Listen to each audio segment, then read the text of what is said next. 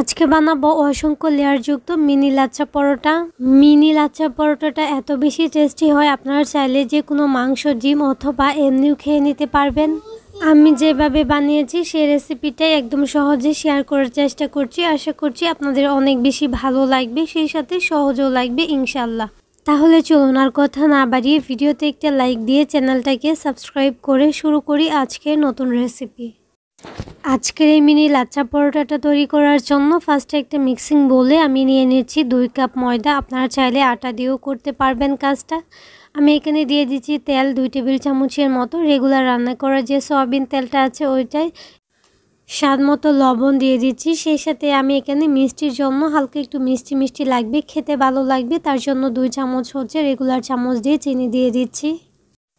আর এখন সবগুলো শুকনো উপকরণ একসাথে খুব ভালোভাবে আমি মিশিয়ে নিয়েছি।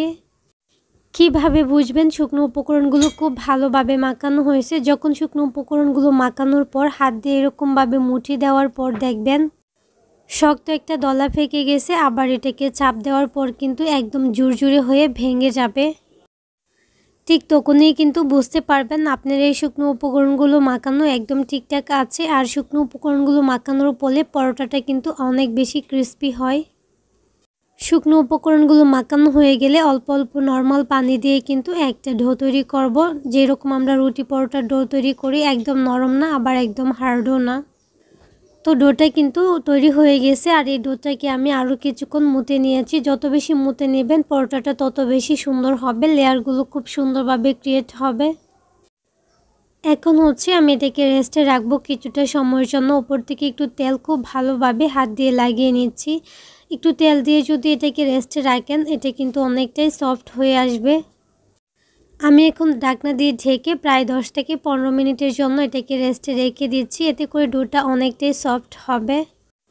আর এদিকে আমি একটা আটা তৈরি করে নিয়েছি পরোটার মধ্যে দেওয়ার জন্য। আমি এখানে 2 চামচের মতো কর্নফ্লাওয়ার নিয়েছি আর এখানে আমি দিয়ে দিচ্ছি সয়াবিন তেল। প্রায় 2 টেবিল চামচের মতো হবে সয়াবিন তেল দিয়েছি। খুব ভালোভাবে একসাথে এটাকে মিশিয়ে একটা আটা তৈরি করে নেব, যেটা পরোটা তৈরির ক্ষেত্রে কিন্তু খুব বেশি কাজে লাগবে। আমি সবসময় কর্নফ্লাওয়ার দিয়ে এই আটাটা তৈরি করি। আপনারা চাইলে কিন্তু ময়দা অথবা আটা দিয়েও তৈরি করতে পারেন। এটা একটু ঘন টাইপের হবে, এত পাতলা হবে না। আটাটা কিন্তু একদম রেডি। আর এখানে যে তেলটা দিয়েছি ওইটা ভাজা পোড়ার যে পোড়া তেলটা থাকে ওইটা, যার জন্য একটু কালচে কালচে হয়ে গেছে। এটাকে একটা সাইডে রেখে দিচ্ছি। 10 থেকে 15 মিনিট আমি এই ডোটাকে রেস্টে রেখেছিলাম। এখন এই ডোটা থেকে আমি কিছুটা লেচি কেটে নিব। আর প্রথমে কিন্তু ডোটাকে ময়ান করে নিতে হবে। ডোটা কিন্তু অনেকটা বেশি সফট হয়ে আসছে, দেখেন। একটা বোর্ডের উপর নিয়ে ডোটাকে আমি আরও কিছুটা সময় কিন্তু মুথে নিয়েছি। যত বেশি মুথে নেবেন এই ডোটা কিন্তু অনেক বেশি সফট হবে আর পরোটাগুলো বানাতে অনেকটা ইজি হবে। এই ডোটাকে আমি প্রায় 2 থেকে 3 মিনিটের জন্য কিন্তু ময়ান দিয়ে নিয়েছি। এখন এই ডো থেকে কিছুটা লেচি কেটে নিব। এই লেচিগুলো কিন্তু ছোটো করে তৈরি করব, কারণ আমি মিনি লাচ্ছা পরোটা বানাবো, সো এত বেশি বড় করার দরকার নাই। এখন এভাবে সবগুলো লেচিকে আমি গোল গোল করে রেখে দিচ্ছি। এগুলাকে ঢেকে আমি আরও 5 মিনিটের মতো রেখে দিব। আর এটাকে রেস্টে রাখার আগে উপর থেকে আমি একটু তেল ব্রাশ করে নিয়েছি।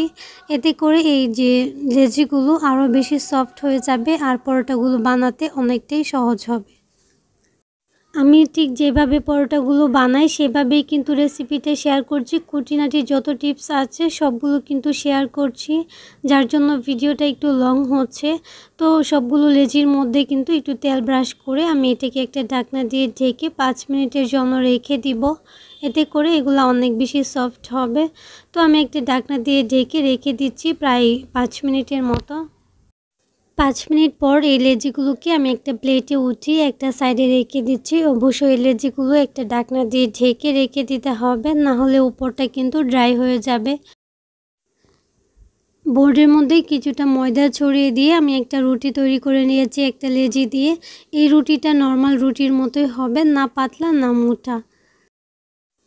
আমি এখানে কিন্তু কিছুটা ময়দা দিয়ে রুটিটা তৈরি করছি। আপনারা চাইলে কিন্তু ময়দা ছাড়া বা আটা ছাড়াই রুটিটা তৈরি করে নেবেন, তাহলে আরও বেশি সুন্দর হবে।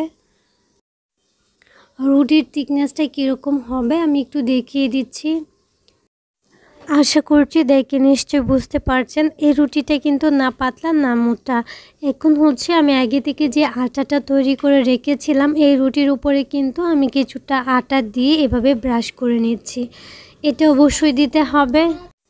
এই কাজটা অবশ্যই ঠিকঠাক করতে হবে। এটার জন্য লেয়ারগুলো কিন্তু অনেক বেশি ভুজা যায়। এটা আপনারা মনে করে কিন্তু দিবেন। আর খুব ভালোভাবে পুরা রুটির গায়ে কিন্তু ব্রাশ করে নিতে হবে। আমি একটু স্লোভাবে খুব সুন্দরভাবে কিন্তু বুঝিয়ে দেওয়ার চেষ্টা করছি। এখন হচ্ছে একটা পিৎজা কাটার নিয়েছি। এখন এইভাবে চিকন চিকন করে একটা সাইড থেকে কেটে নিব। এই কাজটা আপনারা দেখে বুঝে নেবেন। একদম চিকন চিকন করে কিন্তু এভাবে কেটে নিচ্ছি। আর এটার ফলে কিন্তু যে মিনি লাচ্ছা পরোটার যে লেয়ারগুলো একদম প্রত্যেকটা লেয়ার কিন্তু বোঝা যাবে। এভাবে কেটে নেবেন। আপনারা চাইলে কিন্তু নাইফ দিয়েও কেটে নিতে পারেন। তো কাটা হয়ে গেছে দেখেন। এখন হচ্ছে দুই পাশ থেকে আমি এভাবে হচ্ছে উঠিয়ে নিব, একটা রুলের মতো করে নিব। যদিও এগুলা রুল হবে না, তবে আমি দুই সাইড থেকে এভাবে হচ্ছে উঠিয়ে নিচ্ছি। আর যেহেতু তেল দেওয়া আছে এত কষ্ট হবে না, ইজিলি উঠিয়ে নিতে পারবেন। এই কাজটা একটু ধীরস্থিরভাবে কিন্তু করতে হবে। দেখেন আমি কিন্তু সবগুলো একসাথে করে নিয়েছি। এই পর্যায়ে এসে কি করতে হবে, দুই হাতে ধরে এটাকে একটু টান দিয়ে লম্বা করতে হবে। হালকা হাতে, একবারে চাপ দিয়ে ধরা যাবে না, তাহলে এই লেয়ারগুলো একসাথে লেগে যেতে পারে। তো দেখে নিশ্চয়ই বুঝতে পারছেন। এভাবে টান দিবেন দুই মাথা ধরে, তাহলেই কিন্তু লম্বা হবে অনেকটা। তারপর হচ্ছে এভাবে গোল করে একটা পেঁচিয়ে নিতে হবে আর কি, আমি দেখিয়ে দিচ্ছি। তো এভাবে পেঁচানোর পর এই যে অংশটা আছে এটা কিন্তু মাথাটা নিচের দিকে দিয়ে আমি হালকা হাতে প্রেস করে নিচ্ছি। এত বেশি চাপাচাপি এখন করব না, এটাকে একটা সাইডে রেখে দিচ্ছি। আপনাদের বোঝার সুবিধার্থে আমি কিন্তু আরেকটা তৈরি করে দেখাচ্ছি। রুটিটা আমি আগেই তৈরি করে নিয়েছি, দেন আমি উপরে আগে থেকে যে আটাটা তৈরি করেছি তেল আর কর্নফ্লাওয়ার দিয়ে ওইটা খুব ভালোভাবে ব্রাশ করে নিয়েছি। তারপর একটা পিৎজা কাটার দিয়ে এইভাবে হচ্ছে চিকন চিকন করে লম্বা করে কেটে নিচ্ছি। তারপর দুই পাশ থেকে এভাবে উঠে একটু হালকা হাতে টান দিয়ে লম্বা করে এভাবে পেঁচিয়ে নিয়েছি, যেভাবে আমরা লেচিগুলো নর্মালি পেঁচাই। তো সবগুলো হয়ে গেছে। এখন উপর থেকে আবারও সবগুলোর মধ্যে একটু তেল ব্রাশ করে দিচ্ছি। এটা কিন্তু অপশনাল, তবে দিবেন, তাহলে দেখবেন লেয়ারগুলো অটোমেটিক একদম খুলে আলাদা হয়ে যাচ্ছে তেলটা দেওয়ার কারণে। দিয়ে আমি এটাকে 1 থেকে 1.5 মিনিটের জন্য আর কি রেস্ট রাখবো, যতক্ষণ আমি হচ্ছে চুলাটা অন করব আর ফ্রাই প্যানটা আর কি গরম করব। আর ততক্ষণ পর্যন্ত আর কি ফ্রাই প্যানটা আমি চুলায় বসিয়ে দিয়েছি। আমি এত বেশি তেল দিব না, কারণ এই পরোটা ভাজতে এত তেল লাগে না। ব্রাশ দিয়ে কিছুটা তেল ব্রাশ করে নিচ্ছি, তারপর দিয়ে দিচ্ছি। দেওয়ার সাথে সাথে হাত দিয়ে কিন্তু পরোটাগুলো একটু চাপ দিয়ে একটু বড় করে দিচ্ছি। এত বড় হবে না, হাত দিয়ে চাপ দিয়ে এভাবে একটু বড় করে দিচ্ছি, আপনারা দেখে বুঝে নেবেন। আর চুলা আঁচটাকে কিন্তু একদম লোতে রাখতে হবে। এই পরোটাগুলো ভাজার জন্য চুলা আঁচটাকে কোনোভাবেই বাড়ানো যাবে না, একদম লো আছে, যেটাকে বলে একদম লো আছে। এটাকে ভেজে নিতে হবে একটু সময় নিয়ে। এক সাইডের কালারটা কিন্তু একটু হালকা চেঞ্জ হয়েছে, তারপর আমি এটাকে উল্টে দিয়েছি। আর এই পাশটাতে আবার একটু তেল দিয়ে দিচ্ছি, একদম অল্প করে দিব। আর অনবরত কিন্তু এগুলো উল্টে পাল্টে ভেজে দিব। কিছুক্ষণ ভাজার পরে দেখবেন সুন্দর একটা কালার আসবে, আর সেই সাথে হচ্ছে এই লেয়ারগুলো বোঝা যাবে। কিছুক্ষণ ভাজার পরে লেয়ারগুলো একদম আলাদা হয়ে যেতে থাকবে। এই মিনি লাচ্ছা পরোটাগুলো ভাজতে প্রায় 8 থেকে 10 মিনিটের মতো সময় লাগছে। আমি সবগুলোকে এভাবে ভেজে নিচ্ছি। সেই সাথে আপনাদেরকে একটা রিকোয়েস্ট করছি, যারা আমার চ্যানেলে আজকে নতুন আছেন, যদি আমার রেসিপিগুলো আপনাদের কাছে একটু ভালো লেগে থাকে তাহলে প্লিজ চ্যানেলটাকে সাবস্ক্রাইব করে পাশে থাকা বেল আইকনটা অন করে দিবেন। আর হ্যাঁ, যারা যারা অলরেডি এই কাজটা করেছেন তাদেরকে অসংখ্য ধন্যবাদ। তো সেমভাবে কিন্তু সবগুলোই আমি ভেজে নিচ্ছি। পরোটাগুলো দেখে নিশ্চয়ই বুঝতে পারছেন কতগুলো লেয়ার হয়েছে। একটা পরোটাও কিন্তু নষ্ট হয় নাই, প্রত্যেকটা পরোটাই মানে অসংখ্য লেয়ার হয়েছে। আর এই পরোটাগুলো খেতে অনেক বেশি ভালো লাগে, কারণ উপরটা হয় একটু ক্রিস্পি টাইপের আর ভিতরটা কিন্তু নর্মাল যেরকম পরোটা হয় এরকমই লাগে। তো দেখে নিশ্চয়ই বুঝতে পারছেন, আশা করছি আপনাদের ভালো লেগেছে। এটা তো আপনারা যে কোনো মাংস, চাপ বা এমনি অথবা ডিম দিয়েও খেতে পারেন, খেতে কিন্তু খুব মজার হয়। তাহলে আজকের রেসিপি এই পর্যন্তই। সবাই অনেক অনেক বেশি ভালো থাকবেন, সবাই সবার জন্য দোয়া করবেন। আল্লাহ হাফেজ, আসসালামু আলাইকুম everyone, welcome back to my channel. আজকে আমি তৈরি করব পাকা আম দিয়ে আম ক্ষীর। এখন কিন্তু বাজারে প্রচুর পরিমাণে পাকা আম পাওয়া যায়। আপনারাও চাইলে ঝটপট বানিয়ে নিতে পারবেন নতুন স্বাদের এই আম ক্ষীরটা।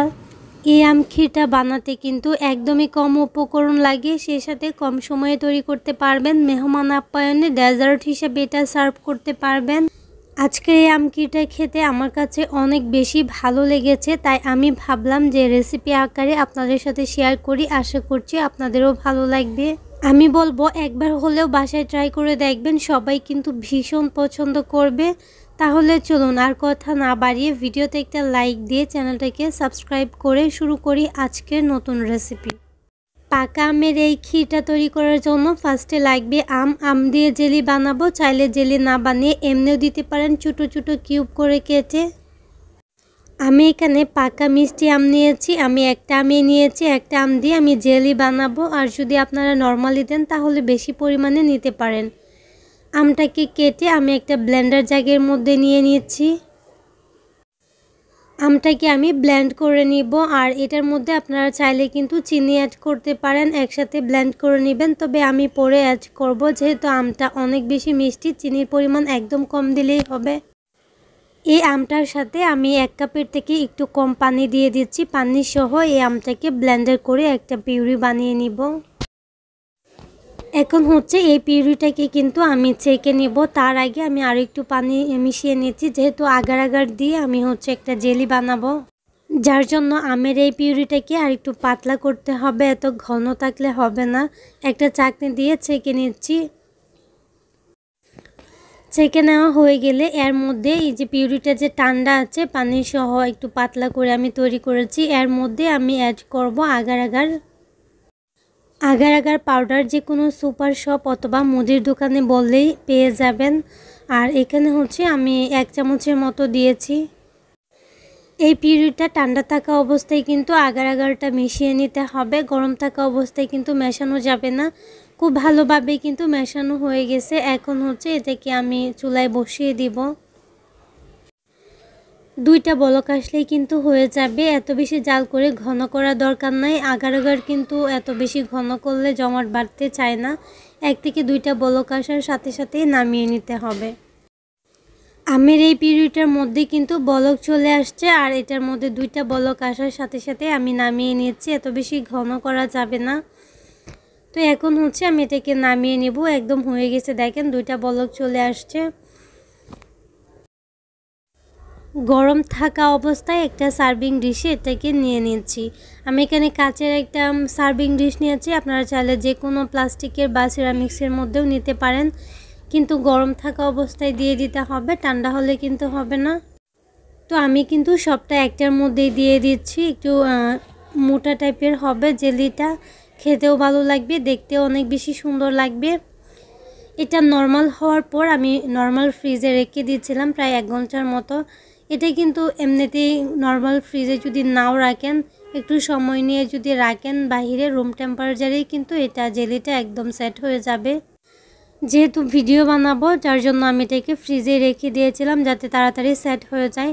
খুব সুন্দরভাবে সেট হয়ে গেছে। এখন একটা নাইফ দিয়ে আমি কিউব করে কেটে নিচ্ছি। মাশাআল্লাহ, জেলিটা দেখেন একদম পারফেক্ট হয়েছে একদম। আপনারা চাইলে আমার এই রেসিপিটা ফলো করে এই যে আমি জেলিটা বানিয়েছি, আপনারা কিন্তু জেলি পুডিংও বানিয়ে নিতে পারেন, ম্যাঙ্গো পুডিং বা মিল্ক পুডিং এভাবে বানিয়ে নিতে পারেন আগার দিয়ে। আর দেখেন আমি একটু দেখিয়ে দিচ্ছি, একদম সফট তুলতুলে হয়েছে। এটা কিন্তু ভাঙবে না, একদম নরম না আবার একদম যে শক্ত এরকম না, একদম তুলতুলা টাইপের হয়েছে। জেলিটাকে আমি একটা সাইডে রেখে দিচ্ছি। এটা কিন্তু রেডি হয়ে গেছে। প্রথমে এটা রেডি করে রাখবেন, তাহলে সহজ হবে। এখন আমি ক্ষীরটা রান্না করব। ক্ষীরটা নর্মালি আমরা যেভাবে রান্না করি ঠিক সেভাবে রান্না করে নিব। ক্ষীরটা কিন্তু আপনারা নিজেদের পছন্দ মতো রান্না করে নিতে পারেন। আমি পানিটাকে ঢেকে বলক আসার আগ পর্যন্ত অপেক্ষা করব। আর এদিকে আমি কিছুটা চিনি গুঁড়া চাল আগে থেকে ধুয়ে পরিষ্কার করে পানিতে ভিজিয়ে রাখছিলাম। এটা হচ্ছে আমি 1/3 কাপের মতো হবে। আপনারা চাইলে যে কোনো সুগন্ধি একদম ছোটো যে চালগুলো হয় এগুলা নিতে পারেন। আমি এটাকে এখন দিয়ে দিচ্ছি। পানিতে যখন বলক আসবে তখনই দিয়ে দিব। এই পর্যায়ে এসে আমি খুব ভালোভাবে একটা স্প্যাচুলার দিয়ে নেড়ে চেড়ে চালগুলোকে মিশিয়ে নিচ্ছি। তারপর ঢাকনা দিয়ে ঢেকে চালগুলো যতক্ষণ পর্যন্ত না ফুটে যায় ততক্ষণ পর্যন্ত রান্না করে নেব। এর মাঝে কিছুক্ষণ পরপর কিন্তু আমি নেড়ে ছেড়ে দিচ্ছি, না হলে নিচে লেগে যাবে। আর ঢাকনাটা সরিয়ে চুলার আঁচটাকে মিডিয়াম টু লোতে রেখে আমি রান্নাটা করে নিয়েছি। এই রান্নাটা করতে প্রায় 7 থেকে 8 মিনিটের মতো সময় লাগতে পারে, অনেকের 10 মিনিটও লাগতে পারে। ক্ষীরটা কিন্তু একদম রেডি হয়ে গেছে। এই পর্যায়ে আমি কিছু উপকরণ অ্যাড করব। আপনারা চাইলে লিকুইড দুধ দিতে পারেন, আমি এখানে গুঁড়ো দুধটা দিয়েছি। খুব ভালোভাবে দুধটা মিশিয়ে নিয়েছি। তারপর এখানে আমি অ্যাড করব চিনি। গুঁড়ো দুধ দিলে এটা হচ্ছে টেস্টটা অনেক বেশি ভালো আসে। খুব ভালোভাবে মিশিয়ে নিয়েছি। এখন আমি স্বাদ মতো চিনি দিয়ে দিব। মিষ্টিটা অবশ্যই নিজেদের পছন্দ মতো দিয়ে দিবেন। আমি এখানে হাফ কাপের মতো দিয়ে দিচ্ছি। অল্প একটু লবণও দিয়ে দিচ্ছি, সেই সাথে এলাচ গুঁড়ো দিয়ে দিচ্ছি 1 চিমটি পরিমাণ। এখন সমস্ত উপকরণগুলো খুব ভালোভাবে মিশিয়ে নেব। চুলার আঁচটাকে একদম লোতে রাখবো আর অনবরত নেড়ে ছেড়ে নিব। এর থেকে বেশি ঘন করা যাবে না, তাহলে কিন্তু ঠান্ডা হওয়ার পর একদম শক্ত হয়ে যাবে। চিনিটা দেওয়ার পর কিন্তু একটু পাতলা হয়ে গেছে। আমি আর 2 মিনিটের মতো প্রায় রান্না করে নিয়েছি চুলার আঁচটাকে লোতে রেখে। আর এটা কিন্তু একদম রেডি হয়ে গেছে। একদম লাস্টে আমি একটু ঘি অ্যাড করছি। ঘিটা দেওয়ার কারণে কিন্তু সুন্দর একটা ফ্লেভার আসবে, আর এটা কিন্তু অপশনাল, চাইলে কিন্তু স্কিপ করতে পারেন। ক্ষীরটাকে নামিয়ে কিন্তু কিছুক্ষণের জন্য রেখে দিতে হবে। একদম গরম ক্ষীরের মধ্যে জেলিগুলো দেওয়া যাবে না, যখন হালকা কুসুম গরম থাকবে ঠিক তখনই দিয়ে দিতে হবে। আমি কিছুটা জেলি রেখে দিয়েছি উপর একটু ডিজাইন করার জন্য, ডেকোরেশন করার জন্য, আর একটা স্প্যাচুলার দিয়ে খুব ভালোভাবে এটাকে মিশিয়ে নিয়েছি। এখন হচ্ছে আমি একটা সার্ভিং ডিশে সার্ভ করে নিয়েছি। এটা ফ্রিজে রেখে ঠান্ডা ঠান্ডা খেতেও অনেক বেশি ভালো লাগে, আবার চাইলে এমনিও খেতে পারবেন, খুব ভালো লাগে। আর এখন হচ্ছে উপর থেকে আমি কিছুটা আমের জেলি এভাবে সাজিয়ে নিচ্ছি, এতে করে দেখতে বেশি সুন্দর লাগবে। আপনারা চাইলে সবগুলো একসাথে মিশিয়ে নিতে পারেন। আম ক্ষীরটা খেতে কিন্তু অনেক বেশি মজার হয়েছিল। অবশ্যই একবার হলেও বাসায় ট্রাই করবেন। আশা করছি আপনাদের অনেক বেশি ভালো লাগবে। আর দেখে নিশ্চয়ই বুঝতে পারছেন কতটা মজাদার হতে পারে। আর যদি আমার আজকের রেসিপিটা আপনাদের কাছে একটু ভালো লেগে থাকে তাহলে প্লিজ চ্যানেলটাকে সাবস্ক্রাইব করে পাশে থাকা বেল আইকনটা অন করে দিবেন। আর হ্যাঁ, যারা অলরেডি এই কাজটা করেছেন তাদেরকে অসংখ্য ধন্যবাদ। তাহলে আজকের রেসিপি এই পর্যন্তই। সবাই অনেক অনেক বেশি ভালো থাকবেন। সবাই সবার জন্য দোয়া করবেন। আল্লাহ হাফেজ। আসসালামু আলাইকুম। আসসালামু আলাইকুম everyone, welcome back to my channel. আজকে আমি চট্টগ্রামের জনপ্রিয় একটা রেসিপি শেয়ার করব, সেটা হচ্ছে চিংড়ি মাছের বালাচাও। বালাচাওটা কিন্তু খুবই জনপ্রিয় একটা রেসিপি, কম বেশি সবাই জানেন, তবে আমি একদম সিম্পল ভাবে শেয়ার করব, যেভাবে ঠিক আমি তৈরি করি এবং সেটাকে 3 থেকে 4 মাসের মতো সংরক্ষণ করি। বালাচাওটা খেতে এত বেশি মজা লাগে, আপনি চাইলে এমনিও খেয়ে নিতে পারবেন। আবার যখন দেখবেন যে মুখে রুচি চলে গেছে বা কোনো কিছু বানাতে বা রান্না করতে ইচ্ছে করছে না, তখন কিন্তু পেঁয়াজ মরিচ দিয়ে এই বালাচাওটা ভর্তা করে গরম গরম ভাত কিন্তু 1 প্লেট খেয়ে নিতে পারবেন অনায়াসে। দেখলেই জিভে পানি আসার মতো একটা রেসিপি শেয়ার করব। আশা করছি আপনাদের অনেক বেশি ভালো লাগবে। তাহলে চলুন আর কথা না বাড়িয়ে শুরু করি আজকের নতুন রেসিপি। বালাচাও তৈরি করার জন্য ফার্স্টে কিন্তু চিংড়ি মাছ লাগবে, কারণ আজকে আমি চিংড়ি মাছের বালাচাও তৈরি করব। প্রথমেই বলে রাখছি, চিংড়ি মাছের বালাচাওটা যে রেসিপিটা শেয়ার করছি সেম পদ্ধতিতে গরুর মাংসের অথবা মুরগির মাংসেরও বালাচাও তৈরি করে নিতে পারবেন। বালাচাওটা কিন্তু শুকনা যে চিংড়িগুলো আছে ওইগুলা দিয়ে করব, চাইলে কাঁচা চিংড়ি দিয়েও করতে পারেন। আর এই চিংড়ির মধ্যে কিন্তু প্রচুর পরিমাণে ময়লা থাকে। প্রথমে আমি চিংড়িগুলোকে খুব ভালোভাবে বেছে নিয়েছি, তারপর একদম ফুটন্ত গরম পানির মধ্যে 5 মিনিটের মতো রেখে দিব চিংড়িগুলোকে। 4 থেকে 5 বার চিংড়িগুলোকে অনেকটা করে পানি দিয়ে আমি এগুলোকে ধুয়ে নিয়েছি। আর এখন এই চিংড়িগুলোকে একটা স্ট্রেনারের মধ্যে রেখে দিয়েছি, যাতে এক্সট্রা যে পানিটা আছে ওইটা ঝরে যায়। চিংড়ির বালাচাও তৈরি করার জন্য কিন্তু বেরেস্তা লাগবে। আমি এখানে 1.5 কাপ পেঁয়াজ কুচি নিয়েছি, আর সেই সাথে রসুন নিয়েছি হাফ কাপ। রসুনটা অবশ্য নিজেদের পছন্দ মতো কম বেশি করে নিতে পারেন। এখন চুলায় একটা কড়াইয়ে তেল বসিয়ে দিয়েছি। তেলটা যখন গরম হবে, এত বেশি গরম না, মিডিয়াম গরম হবে, তখন এখানে দিয়ে দিব পেঁয়াজগুলো। প্রথমে আমি পেঁয়াজের বেরেস্তাটা তৈরি করে নিব। পেঁয়াজের বেরেস্তা তৈরি করতে কম বেশি কিন্তু সবাই জানেন, তবে আমি কিন্তু এটার মধ্যে কোনো রকম লবণ অথবা চিনি অ্যাড করব না। আপনারা চাইলে পেঁয়াজ আর রসুন কুচির মধ্যে কিছুটা কর্নফ্লাওয়ার অ্যাড করতে পারেন, এতে করে অনেক বেশি ক্রিস্পি হবে। তবে সংরক্ষণ করার ক্ষেত্রে কিছুদিন পরেই কিন্তু নরম হয়ে যেতে পারে, যার জন্য আমি এখানে কোনো রকম কর্নফ্লাওয়ার অ্যাড করি নাই। এভাবে আমি কিছুক্ষণ রেখে দিব মিডিয়াম আঁচে। যখন দেখব সাইড থেকে কিছুটা গোল্ডেন ব্রাউন কালার হয়ে আসছে, তখন কিন্তু নেড়েচেড়ে দিব। আর অনবরত নেড়েচেড়ে আমি কিন্তু এগুলোকে বেরেস্তার কালার আনবো। এত বেশি ভাজা যাবে না আবার, যাতে পুড়ে না যায়। দেখবেন সুন্দর একটা কালার যখন আসবে, গোল্ডেন ব্রাউন কালার, তখন কিন্তু তেল ঝরিয়ে এগুলোকে উঠিয়ে নিতে হবে। তো দেখেন পেঁয়াজের বেরেস্তাগুলো কিন্তু একদম ঠিকঠাক ভাবে হয়ে গেছে। এখন তেল ঝরিয়ে আমি এগুলোকে একটা চড়ানো প্লেটে রেখে দিচ্ছি। পেঁয়াজগুলো যদি পুড়ে যায় তাহলে কিন্তু খেতে তিতা লাগবে, আর বাদাচুর যে টেস্টটা ওইটা আসবে না। এখন আমি এই তেলের মধ্যে রসুনগুলো ভেজে নিব। অনেকে আছেন রসুন আর পেঁয়াজ একসাথে ভেজে নেন, রসুনটা কিন্তু খুব তাড়াতাড়ি হয়ে যায়, আর পেঁয়াজটা হতে একটু বেশি সময় লাগে, কারণ পেঁয়াজ থেকে অনেকটাই পানি ছেড়ে দেয়। যার জন্য আমি দুইটাকে আলাদাভাবে ভেজে নিই, রসুন আলাদা আর বেরেস্তা আলাদা করে। আর রসুনের মধ্যে কিন্তু খুব সুন্দর একটা গোল্ডেন ব্রাউন কালার চলে আসছে, আর এখন আমি এগুলাকে তেল ঝরিয়ে উঠিয়ে নেব। রসুনগুলোকে আমি একটু মোটা সাইজ করে কেটেছি, কারণ রসুনগুলো খেতে আমার অনেক বেশি ভালো লাগে। আপনারা চাইলে একদম পাতলা করে কাটতে পারেন, আর এটা হতে একটু সময় লাগছে যেহেতু একটু মোটা টাইপ করে কেটেছি। এখন লাস্টে চিংড়ি মাছগুলো ভেজে নিব। চিংড়ি মাছগুলো আমি পরে ভেজেছি। চিংড়ি মাছগুলো কিন্তু একটু বড় টাইপের গুলো আমি নিয়েছি। আপনারা চাইলে একদম ছোট যে চিংড়ি আছে ওইগুলা নিতে পারেন। এই চিংড়িগুলো হতে একটু সময় লাগবে, আর চুলার থেকে অবশ্যই বাড়িয়ে দেওয়া যাবে না, তাহলে ভিতর থেকে ক্রিস্পি হবে না। আর যদি ভিতর থেকে ক্রিস্পি না হয় তাহলে কিন্তু এগুলা নরম হয়ে যাবে। আমি একদম লো আছে এগুলাকে কয়েক মিনিট সময় নিয়ে ভেজে নিয়েছি। একটা চিংড়ি হাতে নিয়ে এভাবে চাপ দিয়ে দেখবেন, যদি দেখেন খুব তাড়াতাড়ি চিংড়িটা ভেঙে গেছে, তাহলে বুঝবেন যে চিংড়িটা কিন্তু ক্রিস্পি হয়েছে। আর এখন এটাকে তেল ঝরিয়ে নামিয়ে নিব।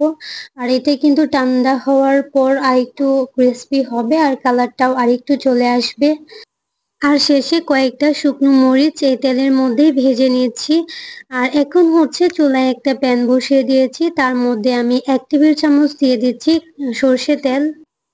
তেলটা কিন্তু কমিয়ে দিতে হবে, আর সরষের তেলটাই দিতে হবে, এতে করে খুব সুন্দর একটা ফ্লেভার থাকবে, যেহেতু সংরক্ষণ করা হবে। এমন ভাবে তেলটা দিতে হবে যাতে বালাচাওটার মধ্যে তেলটা একদম ঠিকঠাক ভাবে হয়ে যায়, মাখো মাখো, এক্সট্রা করে তেল নিচে না থাকে, তাহলে কিন্তু নরম হয়ে যাবে। আর এখানে আমি স্বাদ মতো লবণ, আমি এখানে 1/2 চামচ দিয়েছি। লাল মরিচের গুঁড়া, হলুদের গুঁড়া কালার আসার জন্য, চাইলে এখানে কাশ্মীরি রেড চিলি পাউডার দিতে পারেন। প্রথমে আমি চিংড়িগুলা দিয়েছি, আর এই চিংড়িগুলা দিয়ে কিছুক্ষণ ভেজে নিব। আর বুঝতেই পারছেন এখানে কোনো রকম পানি নাই, তেলের মধ্যে মশলা অ্যাড করেছি, যার জন্য কিন্তু চুলার থেকে লোতে রাখতে হবে, না হলে মশলাগুলো পুড়ে যাবে। একে একে আমি সবগুলো দিয়ে দিচ্ছি, পেঁয়াজের বেরেস্তা আর রসুনের বেরেস্তাগুলো দিয়ে দিচ্ছি, দিয়ে কিছুক্ষণ নেড়ে চেড়ে ভেজে নিচ্ছি। এই পর্যায়ে এসে এগুলা হতে কিন্তু বেশি একটা সময় লাগে না। আর শেষে আমি এখানে দিয়ে দিচ্ছি যে শুকনো মরিচগুলো আমি ভেজেছিলাম, এগুলো হাত দিয়ে কচলিয়ে দিয়ে দিচ্ছি, হাত দিয়ে ভেঙে দিয়ে দিচ্ছি। এখানে কারি পাতা দিতে পারেন, তবে কারি পাতা আমার হাতের কাছে নাই, না হলে এখানে কারি পাতাটা দিলে খুব সুন্দর একটা ফ্লেভার আসে। তো বালাচাও কিন্তু একদম রেডি।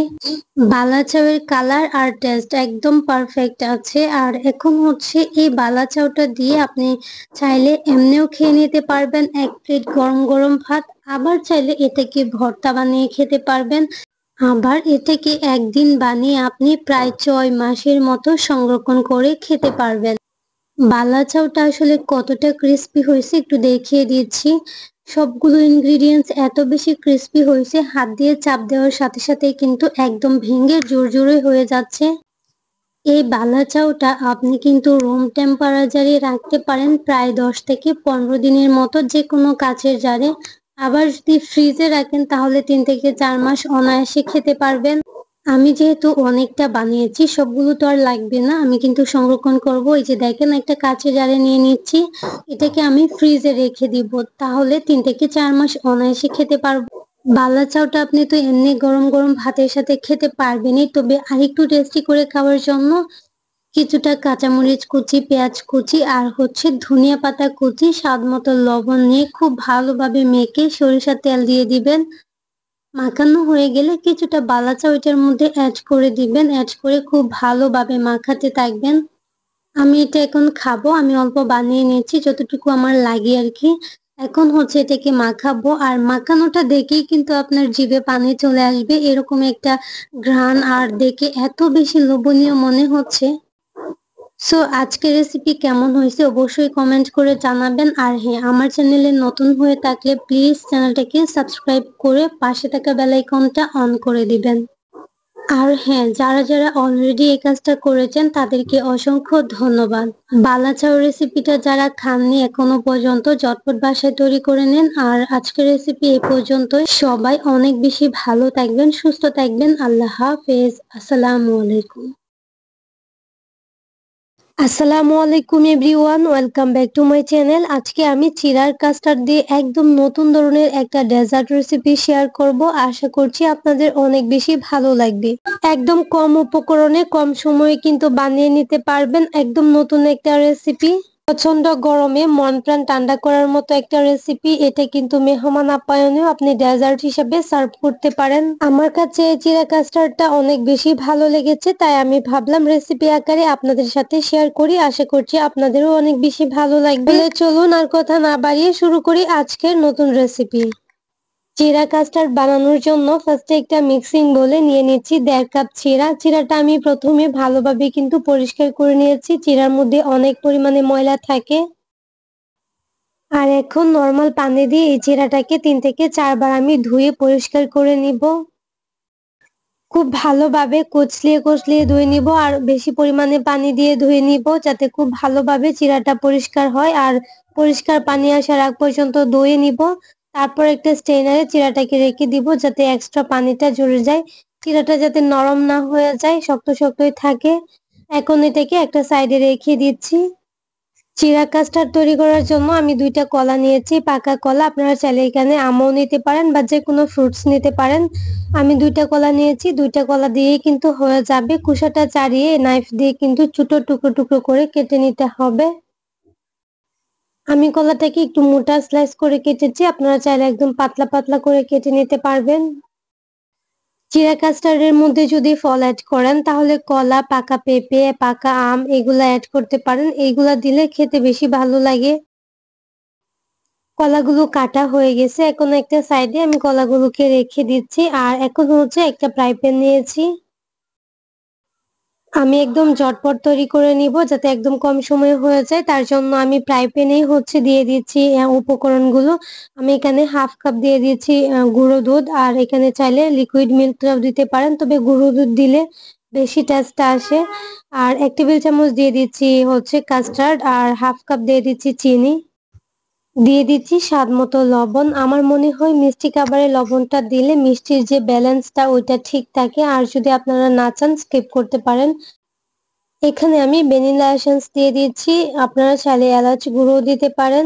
এখন সবগুলো খুব ভালোভাবে মিশিয়ে নিচ্ছি। তারপর এখানে হাফ পানি দিয়ে দিব, 2 কাপ। 2 কাপ পানি দিয়ে কিন্তু হয়ে যাবে, কারণ যেহেতু কাস্টার্ড দিয়েছি সেই সাথে গুঁড়া দুধ দিয়েছি, এটা খুব তাড়াতাড়ি কিন্তু ঘন হয়ে যাবে। সো এত পানি দেওয়ার কোনো দরকার নাই। যদি কাস্টার্ড আপনারা গুলান, গরম পানিতে দিবেন না বা গরম দুধেও দিবেন না, অল্প একটু নরমাল পানির মধ্যে গুলিয়ে নিতে হবে। যার জন্য আমি ফার্স্টে এগুলাকে খুব ভালোভাবে মিশিয়ে নিচ্ছি, তারপর পানিটা অ্যাড করছি। এখন এটাকে একটা চুলায় বসিয়ে দিব। চুলার আঁচটাকে প্রথমে আমি বাড়িয়ে দিয়েছি, তারপর এটাকে লোতে করে দিয়েছি, আর অনবরত কিন্তু নেড়ে চেড়ে নিতে হবে। যদি নাড়াচাড়া অফ করেন তাহলে কিন্তু তলানিতে লেগে যাবে, আর কাস্টার্ড কিন্তু খুব তাড়াতাড়ি ঘন হয়ে যায়। আপনারা দেখে নিশ্চয়ই বুঝতে পারছেন। আমি কিন্তু অনবরত নেড়ে চেড়ে নিচ্ছি। আমি এখানে মিষ্টির জন্য চিনিটা অ্যাড করছি, যদি আপনারা চান কনডেন্স মিল্ক দিতে পারেন, এতে করে এটার টেস্টটা আরো বেশি ভালো আসবে। বলক চলে আসার ২ থেকে ৩ মিনিটের মধ্যেই দেখবেন কাস্টার্ডটা কিন্তু ঘন হয়ে আসছে। আর যখন দেখবেন ঘন হয়ে আসছে তখন কিন্তু নাড়াচাড়া অফ করবেন না। তাহলে এটা দলা, দলা হয়ে যাবে। আর এটাকে আমি একদম ঘন করব না। মোটামুটি একটু লিকুইড টাইপের আটালো টাইপের রেখে দিব। কারণ ঠান্ডা হওয়ার পর কিন্তু এটা আরো অনেকটা বেশি ঘন হয়ে যায়। তো দেখেন এটা কিন্তু আমি আর জাল করব না। চুলার আঁচটাকে অফ করে আমি একটা সাইডে রেখে দিচ্ছি। আর এই কাস্টার্ডটা আপনারা রেডি করার সাথে সাথেই কিন্তু ডেজার্টটা তৈরি করে নিতে হবে। কারণ ঠান্ডা হওয়ার পর এটা অনেকটাই জমে যায়, শক্ত টাইপের হয়ে যায়, আঠালো হয়ে যায়। তখন কিন্তু একদম ঠিকঠাক হবে না ডেজার্টটা। সো আমি এটাকে একটা সাইডে রেখে দিচ্ছি। আর হচ্ছে একটা সার্ভিং ডিশ নিয়েছি। তার মধ্যে আমি চিড়াটাকে খুব ভালোভাবে সাজিয়ে নিচ্ছি। আর চিড়াটা দেখেন খুব ভালোভাবে ঝরঝরে হয়ে গেছে। চিড়াটা কিন্তু নরম হয়েছে না। আর এখন হচ্ছে এর মধ্যে আমি কিছুটা লবণ আর চিনি অ্যাড করে নিব। চাইলে কিন্তু শুধু লবণটাও দিতে পারেন, আবার চাইলে গুঁড়া দুধও অ্যাড করে দিতে পারেন। আমি চিনি আর লবণ দিয়েছি যাতে একটু মিষ্টি মিষ্টি লাগে। আর এমনিতেও আমি যখন কাস্টার্ড দিব এটার ভিতরে কিন্তু ঢুকে যাবে। তো মিশানো হয়ে গেছে। এখন হচ্ছে এটাকে একটা সাইডে রেখে দিব। হাত দিয়ে মিশাতে যাবেন না, তাহলে নরম হয়ে যাবে, ভেঙে যাওয়ার একটা ভয় থাকবে। এখন হচ্ছে এটাকে একটা সাইডে রেখে দিচ্ছি। আর এদিকে আমি একটা সার্ভিং ডিশ নিয়েছি যেটার মধ্যে ডেজার্টটা আমি সেট করব। আমি একটা কাঁচের সার্ভিং ডিশ নিয়েছি, আপনারা যে কোনো ডিশ নিতে পারেন, তবে এটার মধ্যে সেট করলে বেশি সুবিধা হয়। প্রথমে নিচে একটা লেয়ার হচ্ছে আমি চিড়া দিয়ে দিব। আমি চিড়া দিয়ে ২টা লেয়ার করব। আমি পরিমাণ মতো দিয়ে দিচ্ছি, একদম কম দিলেও হবে না আর এত বেশিও দেওয়া যাবে না। মোটামুটি করে একটা লেয়ার দিয়ে দিচ্ছি একদম সমান করে। চিড়াটা হয়ে গেলে এভাবে একটু ট্যাপ করে নিচ্ছি ২ সাইডে ধরে, যাতে চিড়াটা একদম ঠিকঠাক সমান সমান হয়। আর এখন হচ্ছে আগে থেকে যে কাস্টার্ডটা রেডি করে রেখেছিলাম ওইটা উপর থেকে দিয়ে দিচ্ছি। সমানভাবে দিতে হবে, এক জায়গায় কিন্তু দেওয়া যাবে না, তাহলে একদম নিচে চলে যাবে। এভাবে ঘুরিয়ে ঘুরিয়ে দিতে হবে আরকি চারপাশটাতে। তো দেখেন এভাবে একবার দেওয়া হয়ে গেছে। আমি একটু চামচ দিয়ে খুব ভালোভাবে সমান করে দিয়ে দিচ্ছি। অতিরিক্ত দেওয়া যাবে না, তাহলে নিচ থেকে একদম আঠালো টাইপের হয়ে যাবে। এভাবে দিলে নিচের যে চিড়াটা এটা একদম ঝুরঝুরে টাইপের থাকবে। আর উপরের যে লেয়ারটা এটা কিন্তু এটার সাথে একদম মিশে যাবে। এখন আমি কিছুটা কলার যে স্লাইস গুলো আছে ওগুলা দিয়ে দিচ্ছি। আপনারা চাইলে একদম সমান করে বিছিয়ে দিতে পারেন। আমি একটু হালকা করে দিয়ে দিচ্ছি। দেখেন একটা লেয়ার দিয়ে দিচ্ছি। এখন এটার উপরে আবারও কিছুটা ছেড়া দিয়ে দিচ্ছি। মানে নিচেরটা যেরকম লেয়ারটা দিয়েছি ঠিক সেরকম করে দিব। কারণ এটা নিচেরটা কিন্তু কাস্টার্ড লেগে যাবে, আবার উপরেটাও কাস্টার্ড লেয়ার যে লেয়ারটা এটা লেগে যাবে। মাঝখানটা একদম ঝরঝরে টাইপের থাকবে, খেতে খুব ভালো লাগবে। তো দেখেন দেওয়া হয়ে গেছে। এখন বাকি যে কাস্টার্ডটা ছিল ওইটা আমি দিয়ে দিচ্ছি।